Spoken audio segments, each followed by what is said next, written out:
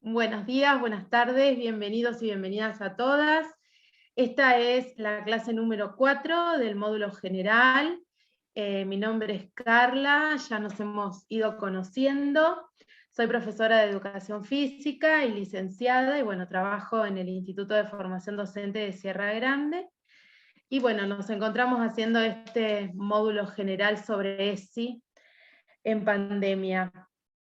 Bien, ahora le doy paso a mi compañera, que vamos a estar este ratito con ustedes para comentarles un poco de qué trata la clase 4. Hola, ¿cómo están? Bienvenidas, bienvenidos a esta cuarta y última clase de esta primera parte, que es el módulo general de este trayecto que venimos compartiendo. Ya nos hemos conocido por ahí, pero bueno, me vuelvo a presentar. Mi nombre es Macarena, yo soy profesora de Filosofía y de Antropología, y también del taller de ESI en el Instituto de Formación Docente de Villa Regina. Para esta cuarta y última clase de este módulo general, lo que pensamos un poquito con el grupo es trabajar con la cuestión de los cuerpos y de cómo se viven los cuerpos en las escuelas, retomando también un poquito lo que han trabajado en los encuentros y en las clases anteriores.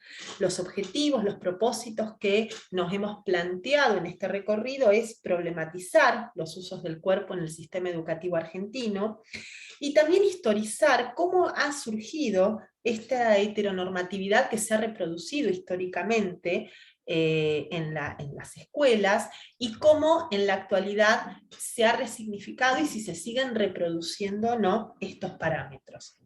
Vamos a compartirles una presentación que armamos para presentarles un poquito los contenidos y los textos que vamos a trabajar en esta clase. Como les contábamos, la idea es trabajar esta cuestión del cuerpo en la escuela, pensar cómo durante la modernidad, que es también la época histórica en la cual la institución escolar se ha impuesto y se ha legitimado como institución educadora por excelencia, de la mayoría de las sociedades y de los sistemas públicos en los países del mundo, y ha impuesto determinadas formas de construir y de vivir los cuerpos.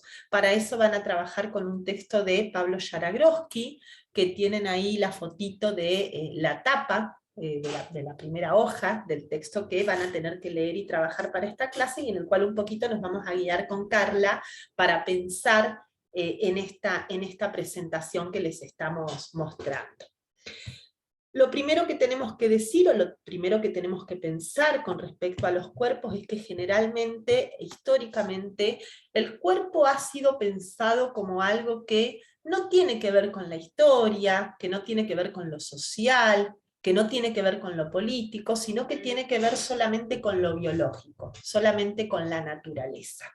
En contraposición a estos discursos que piensan al cuerpo solamente como una cuestión natural o biológica, la mirada, las teorías que estamos trabajando en este recorrido, en este curso, piensan que en realidad los cuerpos son un fenómeno social, cultural, un fenómeno histórico que está vinculado a la cultura, al lenguaje, a las relaciones de poder y a las significaciones que circulan social y culturalmente en las diferentes instituciones. Precisamente la modernidad ha sido la época en la que se han construido ciertos discursos que se han presentado y han aparecido como científicos, sobre todo el discurso biomédico, en términos filosóficos, las filosofías mecanicistas, ¿no? Como la filosofía de Descartes, el racionalismo, que presentan al cuerpo como una máquina, como algo natural, como algo dado, como algo que no está marcado con la historia. Y precisamente estas miradas, si se quiere, filosóficas, médicas, científicas, biológicas, de mirar al cuerpo y de pensarlo, han marcado también la forma en que las distintas instituciones sociales han abordado y han tratado a los cuerpos. Y dentro de esas instituciones sociales, precisamente como docentes, nos enmarcamos específicamente en la escuela como la institución, una institución privilegiada, que ha regulado, que ha controlado y que ha disciplinado los cuerpos de las personas.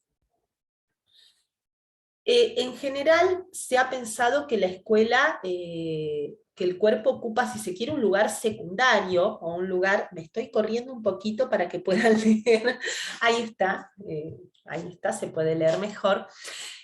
Un lugar secundario, si se quiere, un lugar subordinado, un lugar relegado en la institución escolar, ¿no? Históricamente la institución escolar ha sido pensada como una institución educadora. Hay algunos autores que hablan de esta metáfora, ¿no?, de la escuela como máquina de educar, que solamente transmite contenidos intelectuales, que nos enseña matemática, lenguas sociales, naturales, y que no transmite o no enseña contenidos vinculados con los cuerpos, cuando en realidad todo el tiempo se están transmitiendo y se están enseñando conocimientos vinculados a los cuerpos, ¿no? Todo el tiempo hay dispositivos que regulan y controlan los cuerpos y que son invisibilizados. Pensemos, ¿no? Yo ahí les pregunto en el segundo puntito si se les ocurren a ustedes ejemplos de estos dispositivos, ¿no?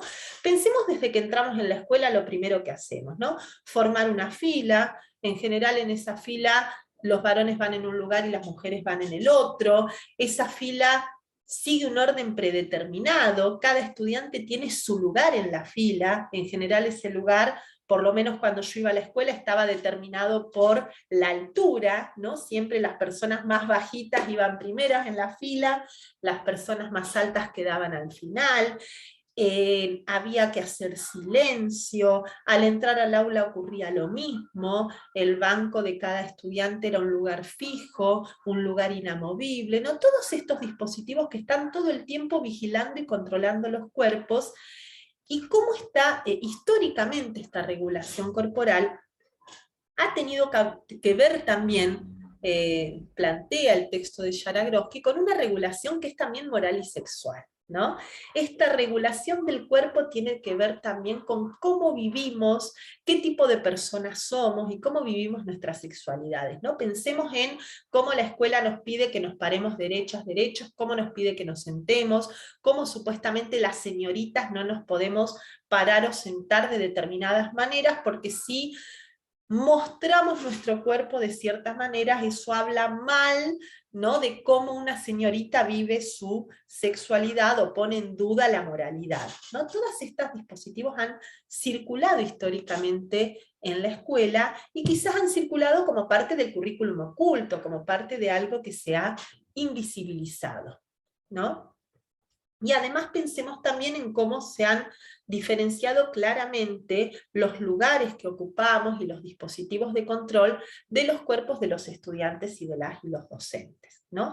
También el cuerpo de las y de los docentes ha sido controlado y ha sido disciplinado en las escuelas. Y un poquito esto es lo que vamos a pensar también en la consigna de trabajo que van a tener para el foro de esta semana, ¿no? Si bien ocupamos lugares diferentes, tenemos dispositivos diferenciados, también la institución escolar ha regulado y ha controlado los cuerpos de los y de las docentes.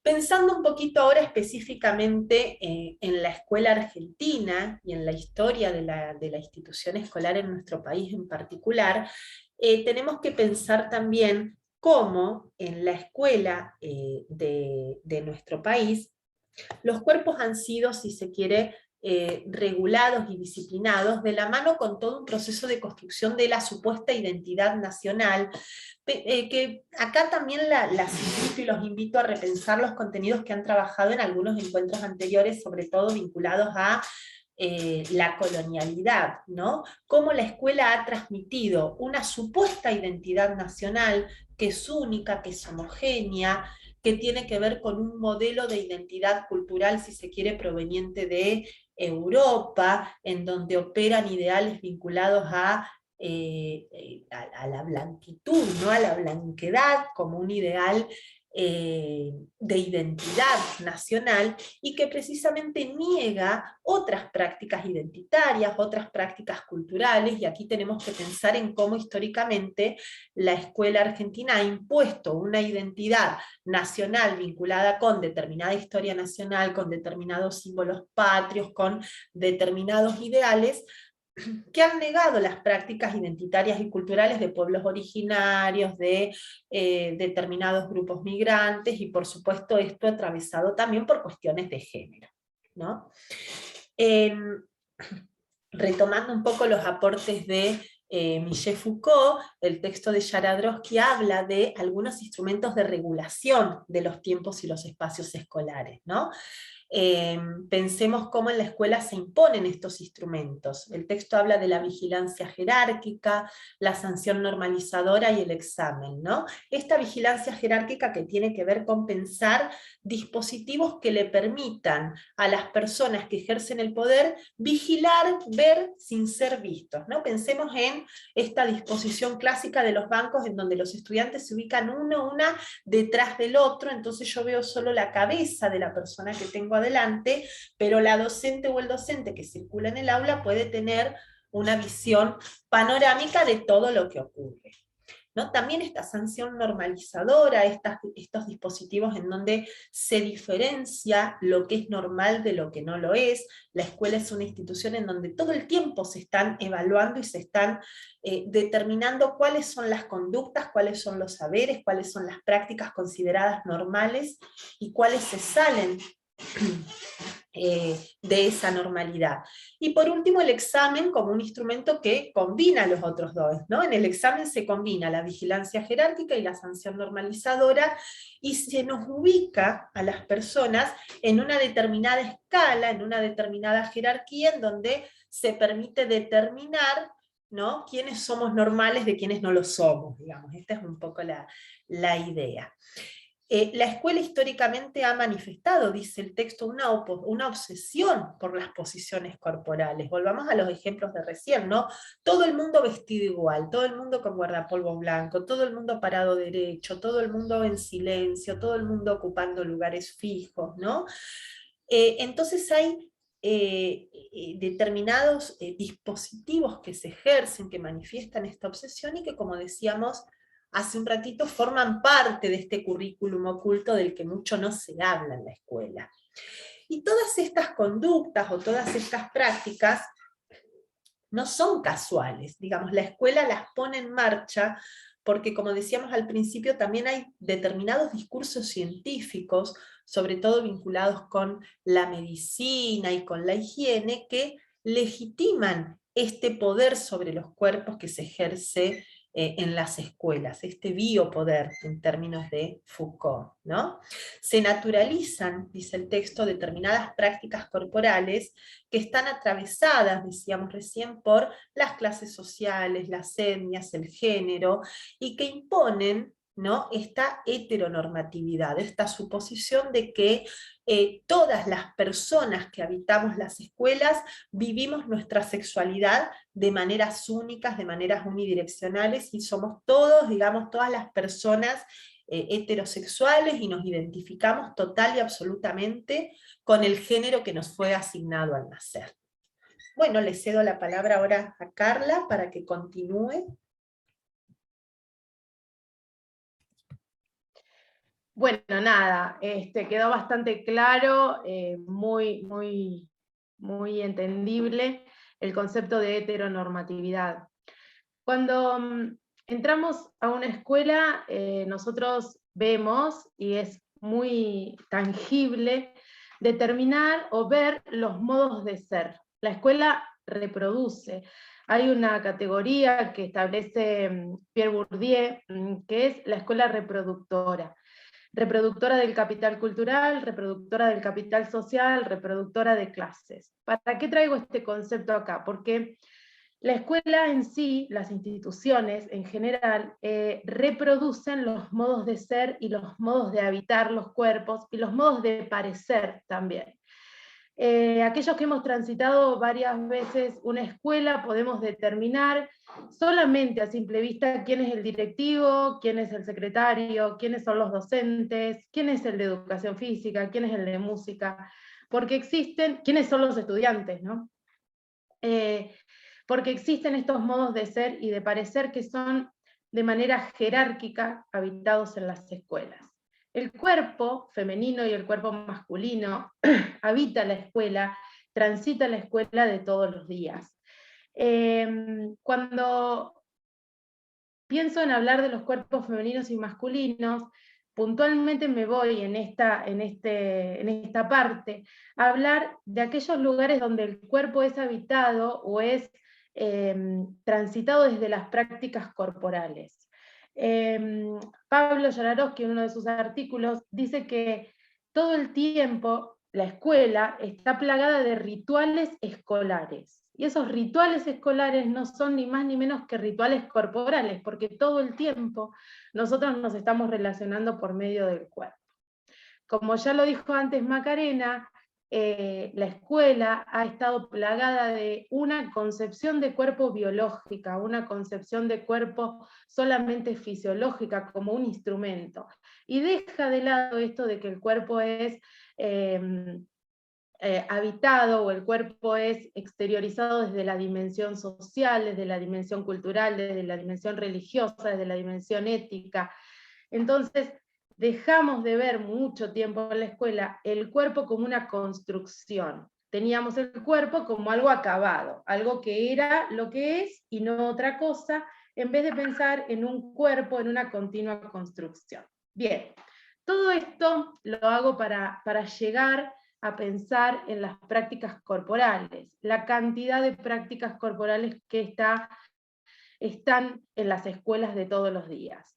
En la clase de educación física, en el recreo, en los lugares donde se puede hacer expresión corporal, danza o teatro, que son aquellos espacios donde el cuerpo puede expresarse, puede moverse, es donde este binarismo se hace todo el tiempo presente.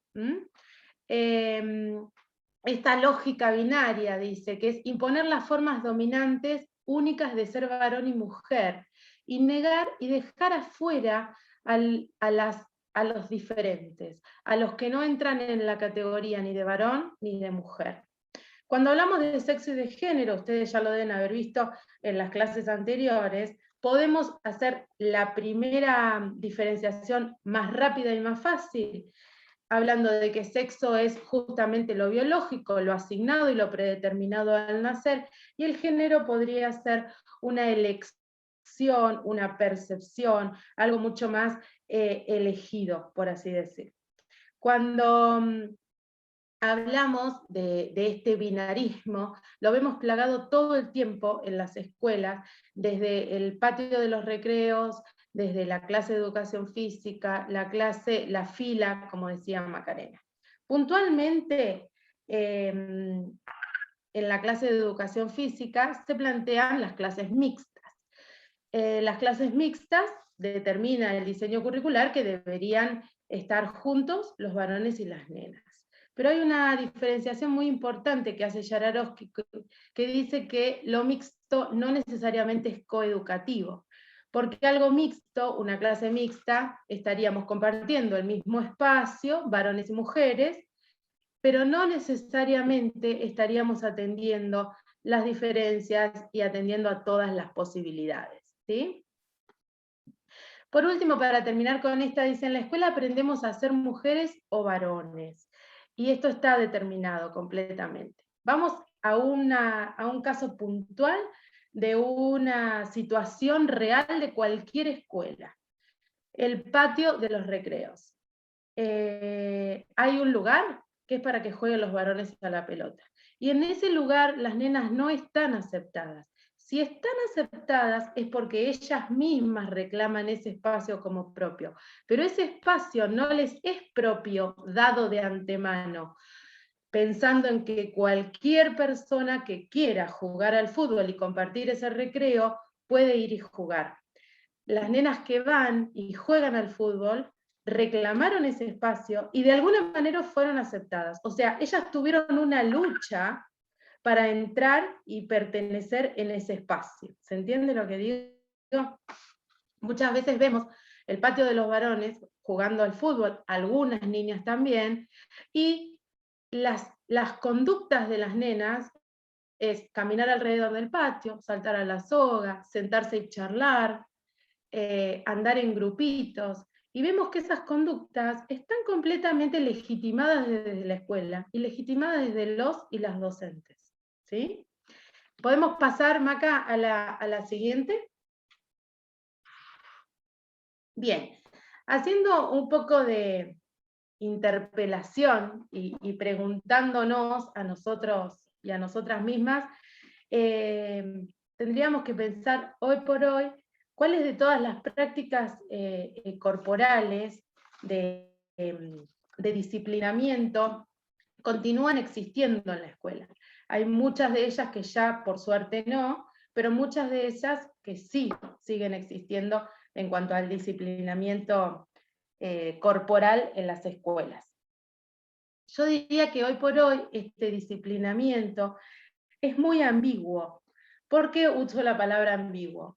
Porque, por un lado, desde lo curricular, desde lo que está escrito en nuestros diseños y en nuestros lineamientos, se pregona, por así decir, la inclusión, la aceptación a las diferencias, el entender a cada persona desde su perspectiva, desde la perspectiva de género. Desde el discurso teórico se prioriza eso y se pregona eso. Pero desde la práctica, muchas veces, muchos de nosotros y nosotras caemos en otra vez estar pautando esta heteronormatividad, tendiendo a la normalización, a querer encasillar. Por eso digo que hoy, por suerte, el discurso es ambiguo. No estamos en uno de los extremos del disciplinamiento total de lo corporal y tampoco estamos en entender la diversidad desde el hacer y desde el decir, ¿no es cierto? Esto viene a plantearnos interrogantes a nosotros los y las docentes y a interpelarnos. Todos los y las docentes estamos atravesados por nuestra propia historia todo el tiempo, por lo tanto, cuando estamos trabajando con nuestros estudiantes no dejamos nuestra historia de lado y no podemos ser otras personas. Por lo tanto, eso nos lleva a lo que somos como docentes. La ley 26.150 puntualmente, que es la ley de ESI, que ustedes ya lo vieron en la clase número 3, cómo surge y cómo está acompañada de un montón de otras leyes que hacen a este colectivo de leyes y a este cambio cultural súper importante que hemos tenido en la Argentina, nos invita a pensar todo el tiempo. Acá no hay respuestas acabadas, acá no hay cosas que sean de una manera y no de otra. Este espacio de descubrimiento y de implementación de la ley de ESI lo estamos descubriendo entre todos y todas todo el tiempo. Es una ley que, si bien es desde el 2006, no lleva tanto tiempo implementándose fehacientemente. En algunos lugares más, en algunos lugares menos, pero yo creo que cada vez podemos adentrarnos más en poder hablar de los cuerpos, en poder hablar de las diferencias, en poder hablar de las elecciones, de las disidencias. Hoy por hoy hay muchos colectivos feministas, de gays, de lesbianas, de trans, que pujan por los derechos, y cada vez más eso va a estar dentro de cada una de las instituciones que transitamos. No sé si les ha pasado, pero también pregúntenselos si les ha tocado tener compañeros o compañeras trans ejerciendo la profesión de la docencia, si han tenido alumnos trans como estudiantes, y bueno, son desafíos que todo el tiempo se nos van a presentar en nuestro quehacer, ¿no? Y ahora, para terminar, nos pareció lindo mostrarles estas imágenes que son de un colectivo feminista que se llama La Revuelta, que es de Neuquén, y que a través de estas imágenes quiere visualizar, por así decirlo, lo que también pasa en la escuela de bueno, ¿no? Porque no solamente el disciplinamiento corporal es al estilo higienista y militar que se planteó al inicio de la modernidad o al inicio de esta escuela de Sarmiento, sino que la escuela va cambiando. Pero si la escuela va cambiando es por las personas y los actores que estamos en ellas, o sea, por ustedes, ni más ni menos. Y nos gustó esto para cerrar la clase, porque las seños también enseñan acerca de los cuerpos. Dice, mi seño me enseñó que nadie tiene derecho a maltratarme. Juana, de 8 años. La seño, además de enseñarle un mapa, o de enseñarle a leer, o de enseñarle a escribir, le enseñó acerca de su cuerpo, ¿no? Hay otra que dice, mi seño me enseñó que hay secretos que sí se cuentan. En el nivel inicial, por ahí, esto es una de las cosas que primero las seños hablan y dicen. Hay secretos que sí se cuentan. Mi seño me enseñó que usar una gorra en la escuela no es faltar el respeto. Esto tiene que ver con las formas de vestirse, con las formas de identificarse, con las formas de presentarse, quizás de un adolescente o de un niño, una niña, un niñe al mundo, ¿no? Y si vemos en la siguiente, van a tener que hay un montón de estas. Mi seño me enseñó que el recreo es para jugar y no para estar castigado. Antes el castigo en un lugar determinado tiene que ver con una pedagogía, por suerte, más antigua. Mi seño me enseñó que los chicos también podemos usar la cancha de fútbol en la escuela, que las chicas. Bueno, esto es lo que veníamos hablando antes. Y mi seño me enseñó que las niñas no tienen que ser madres. Bien, todas estas nos traen a pensamientos y a teorías y a ideas que son mucho más que lo que vemos en la imagen, ¿no es cierto? Esperemos haber sido claras en toda esta explicación, que hayan entendido. Esta clase se acompaña de un video optativo, que es para que ustedes puedan verlo, sobre el cuerpo de la escuela, el texto de Pablo Yararowski y otro extracto de otro texto puntualmente que habla de las clases de educación física. Y ahora vamos a plantear la consigna del foro, ¿sí? No sé, Maca, si tenés la imagen. Vamos a compartir una imagen. Bueno, a ver.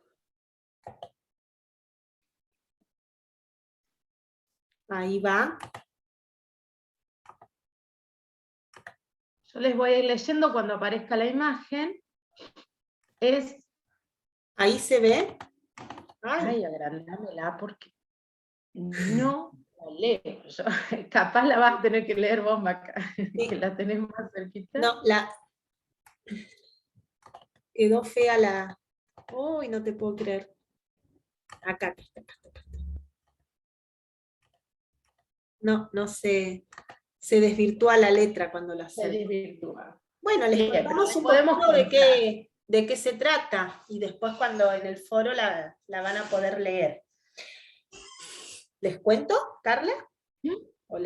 La idea de la participación del foro en esta clase es también pensar un poquito, a partir de este planteo histórico, que los textos que les proponemos y el video nos presentan, la idea es que pensemos cuáles son las continuidades y las rupturas entre esos mandatos históricos de una escuela que normaliza, que disciplina, que controla los cuerpos, que impone modos únicos, ¿no? Que impone la blanquedad como único modo de ser, que impone la heteronormatividad como única forma posible de vivir la sexualidad, que impone determinados parámetros corporales únicos e indiscutibles, y cómo en la actualidad y a partir de los lineamientos que nos propone la ley de ESI, podemos empezar a desnaturalizar, a problematizar y a discutir con todos estos mandatos históricos.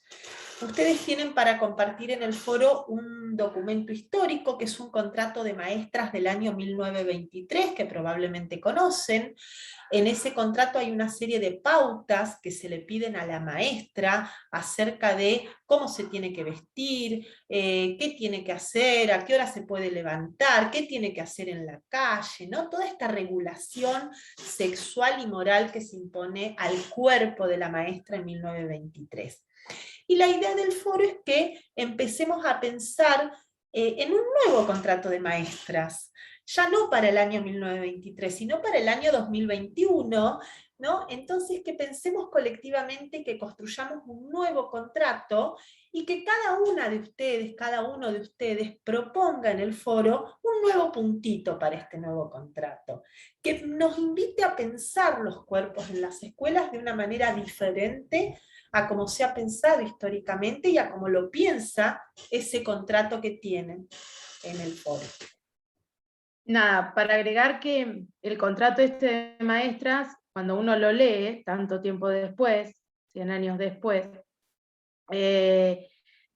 nos parece algo casi irreal. Pensemos que hay 100 años de distancia entre aquellas pautas y las nuevas, ¿no? Todo lo que se ha avanzado. En ese contrato de maestra de 1923 se regula el cuerpo desde el deber ser, desde la ética y desde el parecer hacia el afuera, y en ningún lado se habla de lo pedagógico, en ningún lado se habla de lo escolar, por así decirlo. Así que cuando ustedes creen y piensen una nueva regla para ese código o para ese contrato, digan el por qué, o sea, no va a estar ni mal ni bien, tiene que ver con sus sentires, con lo que han transitado, con lo que han aprendido y con el día a día del hacer cotidiano, ¿no? Así que bueno, las invitamos a participar en este último encuentro desde ese lado. Y por ahí también, ya que es el último encuentro, dejarnos en el foro su percepción de esta capacitación o de lo que han ido transitando, porque bueno, nosotras seguimos en este camino de capacitar, pero necesitamos a veces la devolución, ¿no es cierto? Bueno, muchas gracias. Hasta aquí llegamos con esta nueva clase y bueno, y ahora nos seguiremos encontrando en los trayectos específicos que cada quien vaya eligiendo. Adiós. Chao.